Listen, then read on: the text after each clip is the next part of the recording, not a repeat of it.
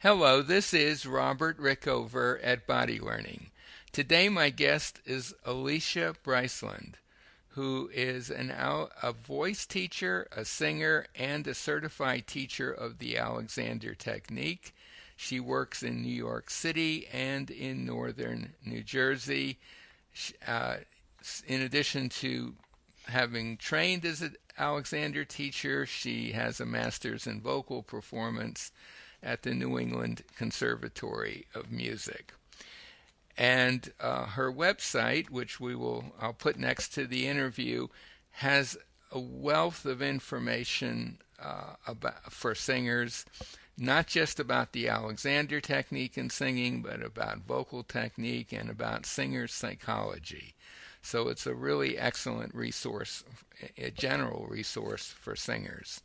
And we're going to be doing a series of 3 podcasts that are basically aimed primarily at Alexander Technique teachers and students of the technique, but it might be of interest to anyone. And they're really about teaching the Alexander Technique to singers. And in part 1, which we're about to do, the sort of subtopic is knowledge.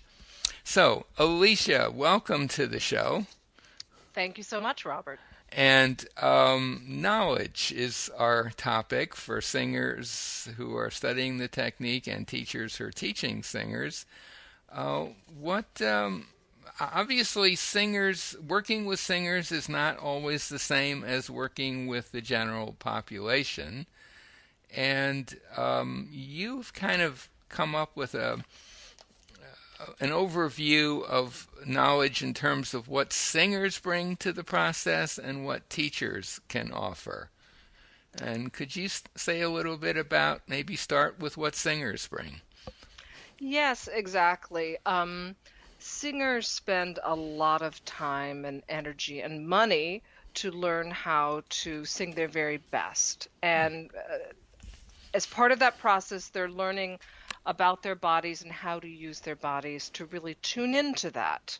So, but singers can also become very voice centered, and they tend to be hyper aware of their throat, the Hmm. larynx where the voice is, and also the whole vocal mechanism. So breathing, so the torso, rib cage, um, the throat as well around the larynx, which has to be open and relaxed, and then the jaw, tongue, mouth, soft palate, and the nasal passages. So this is the focus for singers, and because they have to work so hard and really pay attention to what's happening in these areas, they can oftentimes forget that they have other parts of their bodies. Hmm. So, Yeah, yeah. I, I have certainly encountered that, and sometimes the areas that they do put a lot of attention on, they have um, what could be called in the Alexander world a bit of a mismap or misconception about what's really going on, even in those areas, right? exactly. Yeah. That's the problem with proprioception. Oftentimes, it's not accurate, Hmm. but singers have to be able to feel. And so what they do feel, they can be very tied into on a physical and even an emotional level. Oh, I feel this, so it must be happening. So using a mirror, showing them that what they think is happening actually isn't happening, or using the basic concepts of the Alexander technique to help them open up and realize, well, now I'm having a different experience. Maybe my perception can change, Hmm. and it's Hmm. not always going to remain the same. Yeah, And exactly. and what you just described, that I feel it this way, so it must be true. Of course, that's the case with pretty much all students of the technique. But I think that your point is that because singers have invested a lot of themselves in the singing process, it's a little deeper more deeply ingrained in them than it might be in other students of the technique. Exactly. They need to understand. So they learn from their teachers what they can, but oftentimes the information that they get from their voice teachers is incomplete. Right. It's part of it, but then they invest in that part, and because they don't understand the whole picture, then that can overbalance things. That can really skew their ability to think holistically and understand that we're really one body. Right, So, exactly. yeah. And I think one of the areas where they could probably, many singers could benefit from, I guess you could say, more accurate information about themselves is the breathing mechanism itself. Yes, that is absolutely true. And that's one of the things the Alexander technique can offer singers. That's incredibly important. So, Absolutely. so maybe could you say a word or two about what you've noticed that many teachers think is the case about their breathing mechanism and what an Alexander technique teacher might gently correct? Right. That's a huge topic. That's worthy of, at least one podcast on its own. Right. Um, but oftentimes singers feel that they're releasing in certain areas and they're actually tightening. Hmm. So an Alexander technique teacher can gently bring to their awareness, and it's like, oh, well, you're trying to release, but actually you're working a little harder. Let me put my hands here. You can experience what it's like not to feel that tension, and then see what it's like to expand your rib cage, or release your abdominal wall, or expand in your back, or to be still at the top of the chest near the sternum, right, where the emergency breathing apparatus is, just to leave that alone and not engage it when singing. Hmm. Yeah. Hmm. What's I find very interesting about singers is because they're so focused on everything that has to do with singing that they forget the fact that they have legs, and um, they are not aware of the fact that their various body parts actually are interconnected. We singers tend to think of things as very modular. Okay, so my abdominal does this, and my um, rib cage does that, and my throat does this, and they don't understand that everything's really connected and affects each part affects the other parts. Hmm. And that's something that I think is definitely not really talked about in almost any vocal studio, unless someone has had body work, has Alexander technique experience, or is a teacher, and then they'll discuss that. Hmm. Um, so being able to, change that mindset is incredibly important for singers. And I think an important thing to understand about singing teachers is that a person might be an excellent singer, a naturally excellent singer, and a pretty good teacher, maybe Hmm. an excellent teacher of singing, Hmm. but that it's a bit much to expect that person to also be um, an expert in overall coordination. Exactly. That's a skill that takes some specific training and understanding to develop, and that's what the Alexander technique can bring to the table. And it you can't really expect a teacher of anything really, but singing or swimming or any activity to also be an expert in coordination. I think that's something, a really important distinction that it's useful to bear in mind. Yeah, I think you're absolutely right. It's enough just to be able to be a wonderful singer. It's enough just to be able to be a wonderful teacher. So, and bring the information and the knowledge that you have from singing to the teaching and convey that to students. Hmm. Those are all very specific skills, and they take, a lifetime to be able to develop and hone.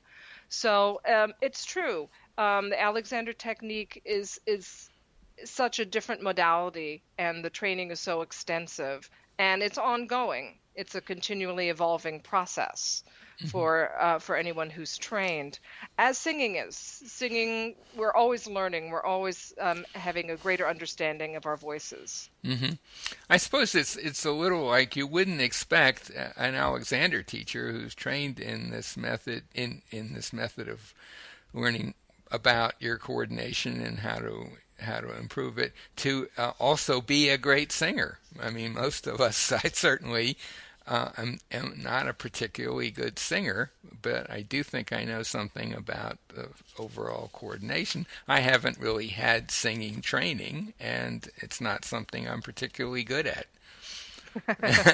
To put it very charitably, but one thing that in connection with this business that um, the body the body is not it has a lot of pieces to it, and they all have to work together for Hmm. singing to be at its best. Hmm. I found that one way to bring that out fairly clearly with a singer, or sometimes I'm working with groups of singers, choirs, that sort of thing, is to ask them to sing a little passage and sort of note how that's worked out, and then ask them to be aware of the soles of their feet and the top of their head, and just be aware that all of that's involved. Everything between those two points, as it were, are somehow involved in singing without any details, and sing the same piece over again with that idea in mind. And pretty much always there's quite a difference. Hmm. They've simply brought to bear that all of them is involved in singing. They have not brought to bear at that point much specific information. Hmm. Just, hey, it's all part of singing. Right, but unfortunately, most singers, because the mental and emotional demands of singing are so great when one is training, hmm and you really have to focus so much on the vocal mechanism. It would be incredibly easy for any singer just to say, "Oh, that was a nice experience," but when I go into the voice studio, I have to do it differently hmm and not really understand at a deep level. Well, if I'm really releasing from my hip joints and allowing my legs to really ground into the floor, then that's actually going to help my breathing. That's actually going to help how my larynx works. That's actually going to help release the back of my neck, right? If I'm really supported completely by the floor instead of pulling away from it, hmm then the back of my neck will be able to release, and that will help my whole vocal mechanism work better as a result. So this is the kind of thing that I'm talking about, the fact that an Alexander Technique teacher really has a wonderful opportunity to provide a lot of information, both verbally with, intellectual information that the singer can try to process hmm about where things are and how things work together, but also experientially. It's like, hmm okay, look, so it's not just this one little part of my body. It's not just half of my body that's working. It's the whole thing. And if I forget the second half, then the half that I want to coordinate correctly isn't going to work as well. Right, absolutely. No, it's a nice demonstration though, and I think Yes. some Yeah. people get it, but as you say, it's very easy to slip back into what you know has sort of worked for you before under any kind of a stressful situation like performing or recording or whatever. Right. Yeah. Or just trying to learn a piece and get into the best shape for an audition, you know? Mhm. Mhm. Exactly. Right. On this topic that we're talking about now, which we're kind of loosely categorizing as knowledge, is there anything else that you would like to to add to what you've already said? Yes, just some important points for Hmm. teachers to keep in mind. Hmm. So, Alexander Technique teachers can really emphasize to students how interconnected the body is and how every part will affect how the whole body works together. Hmm. So, really, awareness, inhibition, and direction have a tremendous positive benefit on the vocal mechanism. You can also really focus on the mechanics of breathing for singing, Hmm. but make sure that you understand what they are because the singer has certain knowledge and you want to make sure that you understand the anatomy, you understand how things work together, and then you'll be able to work with them much more effectively. Hmm. Um, Also, one of the wonderful things that the Alexander Technique teaches that is so fabulous for singers is the fact that it helps us get in touch with reflexes. And this is what singers really want to do. They want to be able to use their body reflexively. So instead of having to build up a whole complicated set of coordinations, they want the reflex to do it for them and they can relax. Hmm. Singers need to be lazy. Singers need to do as little work as possible while still being efficient and have enough work be done to sing very, very well. And the reflexes can do that for us if we know how to access them and then get out of the way and let them do the work for us. So could you give an example of a reflex that will kick in if you get out of the way? Sure. If the student gets out of the way, learns how Well, to get out of the way. the breathing reflex is one. We Yes. Yeah. have, reflexes for um, deep breathing Hmm. that allow the intercostal muscles to just pop open the rib cage. Hmm. And if when we coordinate that with the abdominal wall releasing, Hmm. then the air that we want as singers will just fall into our lungs and we don't have to pull it in. We don't have to do any work to bring it in. It will just fall in, and it will fall in low enough in the lungs that we'll be able to control it with our abdominal wall, our back, etc. So, I think it's helpful too, also to explain to singers and really to students in general that you do have atmospheric pressure pressing against you all the time. It yes. wants to it not you wants to get air into you, and all you have to do for that to happen is allow the system to do what it's designed to do, which is create a vacuum, and in comes the air. Right. You have to make sure that you have enough air out of the lungs so that the vacuum is Yes, there. you have to And then, get the old air out, that's for sure. Yeah, exactly, yeah. exactly. You And got it. it's an interesting example of something where I think if you really understand it, even just intellectually at first, it can make a difference when you realize that there is this external system that's just itching to get air into you. Yes. And your job is to allow that to happen by intelligently getting out of the way of any restrictions. Yes, getting out of the way. But this is where the Alexander technique is very important because the breathing mechanism is so central to our survival that we have many different ways that we can breathe. Right. That's just so that we can keep on living. Hmm. So the Alexander technique can really help people get rid of the excess tension, get rid of, okay, you're holding a little bit here. You don't have to do that. Just get out of the way and gradually really learn to maximize this reflex by making sure that any little holdings that would keep that from really happening are out of the way.